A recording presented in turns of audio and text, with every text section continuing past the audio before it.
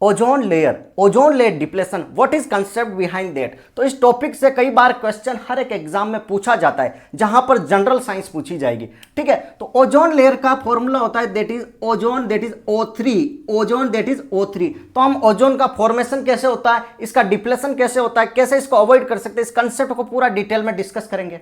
Channel पर नए हो तो लाइक शेयर सब्सक्राइब जरूर कर लो, ठीक है। तो डायग्राम में देखो आपको ये नजर आ रहा है, दिस वन इज अर्थ, ये हमारी अर्थ है, ये है हमारी दैट इज पृथ्वी।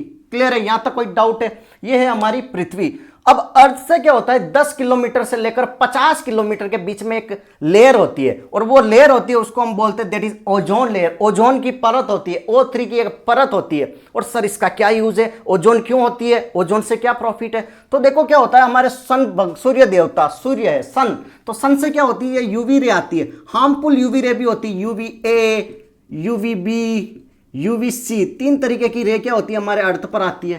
क्लियर है। अब इनमें से क्या होता है, कुछ रे इतनी खतरनाक होती है, कुछ रे इतनी खतरनाक होती है अगर वो हमारे शरीर पर गिर जाए, हमारे स्किन पर गिर जाए तो स्किन कैंसर हो जाएगा। क्या बात कर रहे हो, बिल्कुल सही बोल रहा हूं, स्किन कैंसर हो जाएगा, ठीक है।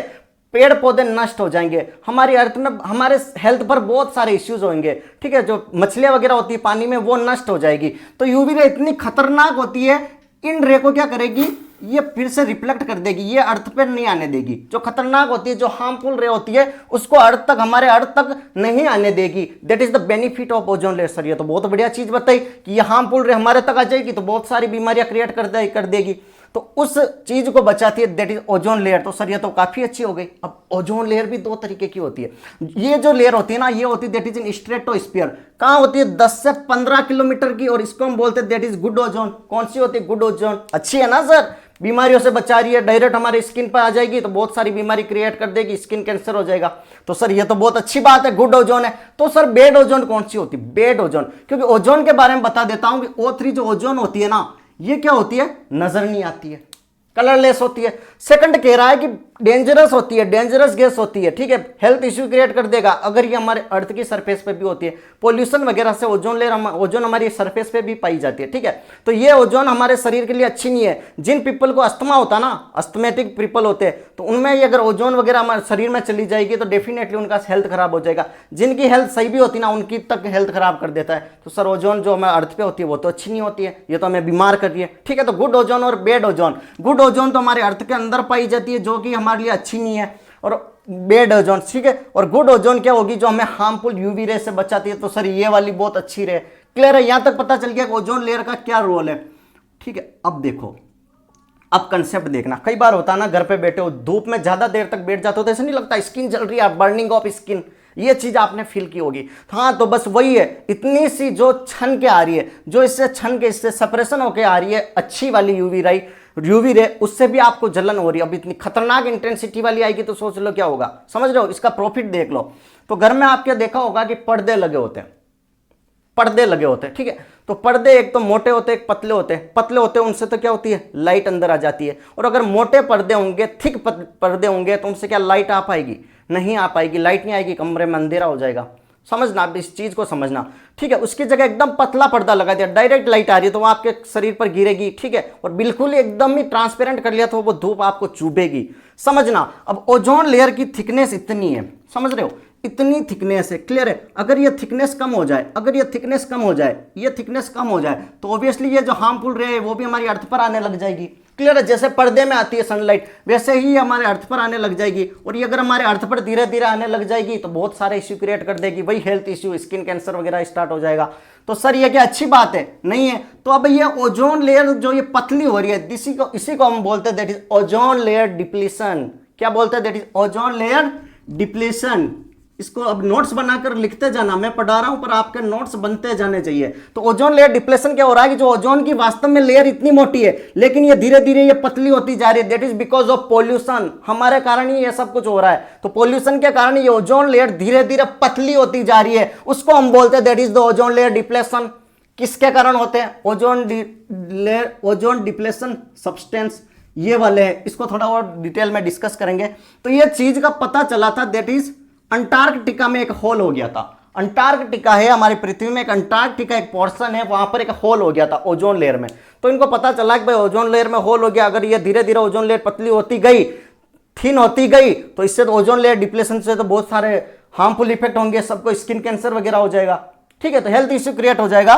तो इसके लिए एक मॉन्ट्रियल प्रोटोकॉल आता है, क्वेश्चन पूछा जाता है 1 मार्क्स का कि मॉन्ट्रियल प्रोटोकॉल किसके लिए, तो ओजोन लेयर की रोकथाम के लिए, ठीक है। तो जो हार्मफुल सब्सटेंस हम यूज करते हैं जिससे ओजोन डिप्लेशन होता है उसको अवॉइड करने के लिए ये हुआ था, that is a Montreal protocol 1987। इसको नोट्स बना लो, क्लियर है।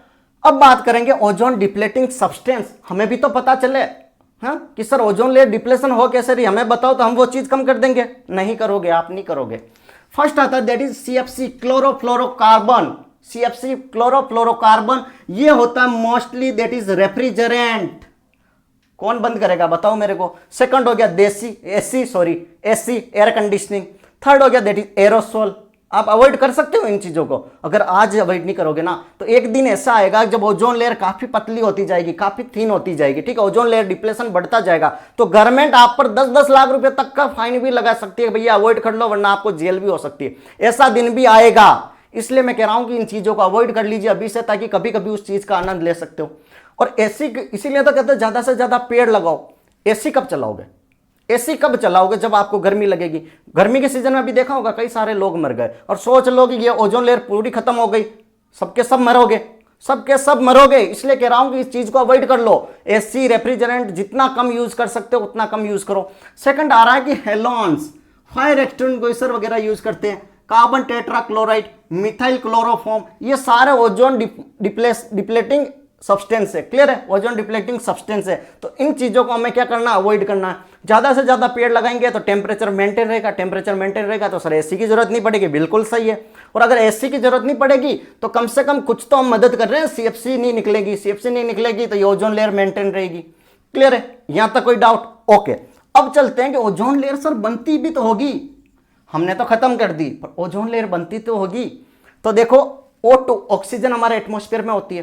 अब कंसेप्ट पर आना, O2 ऑक्सीजन हमारे एटमॉस्फेयर में होगी, इस पर सन की यूवी लाइट पड़ी, यूवी लाइट के प्रेजेंस में ऑक्सीजन क्या होगा, टूट जाएगा, सिंगल ऑक्सीजन में कन्वर्ट हो जाएगा, इसको बोलते हैं that is nascent oxygen, single oxygen में कन्वर्ट हो जाएगा और ये वापस ऑक्सीजन के साथ रिएक्ट करेगा, ये ऑक्सीजन के साथ रिएक्ट करके ऑक्सीजन का फॉर्मेशन कर देगा, क्लियर है, ऑक्सीजन का फॉर्मेशन कर देगा।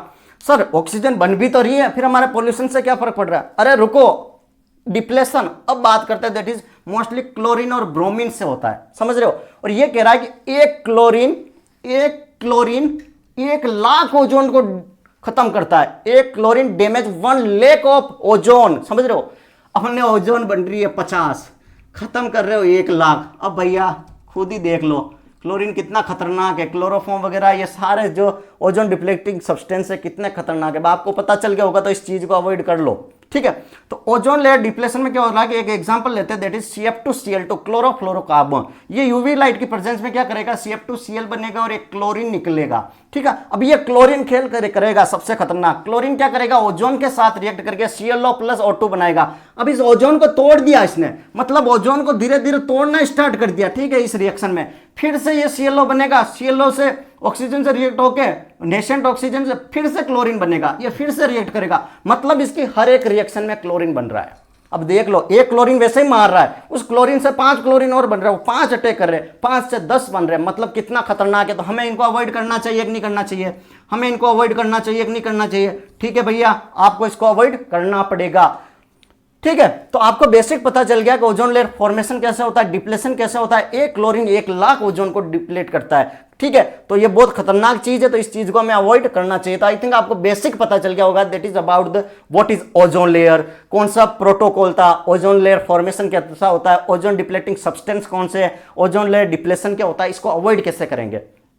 सेकंड आपको क्या, फर्स्ट चीज आपको क्या करनी है, पोल्यूटेंट को कम से कम यूज करो। जो व्हीकल वगैरह होते हैं ना, इनसे भी बहुत ज्यादा पोल्यूशन होता है, ठीक है, इनको अवॉइड करो। इससे क्या होगा, टेम्परेचर बढ़ेगा, ग्रीन हाउस इफेक्ट जो वगैरह होता है इनसे भी टेम्परेचर बढ़ता है, टेम्परेचर बढ़ता है धीरे धीरे, उससे भी ओजोन लेयर खत्म होती है, क्लियर है। हमारे अर्थ पर तो हमें पोल्यूशन को कम करना है, इसलिए तो ग्रीन व्हीकल पर जोर दे रहे हैं। ग्रीन व्हीकल पर जोर क्यों दे रहे हैं, बस इसीलिए दे रहे हैं। सेकंड कह रहा है कि हमें रेफ्रिजरेंट एसी वगैरह का यूज कम करना है। थर्ड हमें प्लांटेशन ज्यादा करनी है, ज्यादा से ज्यादा पेड़ लगाओ, तो इससे क्या होगा, टेम्परेचर मेंटेन होगा। अरे भाई ठंडक होगी, ठंड में कोई एसी चलाता है क्या, कोई पागल होगा, कोई महामूर्ख होगा जो एसी चलाएगा।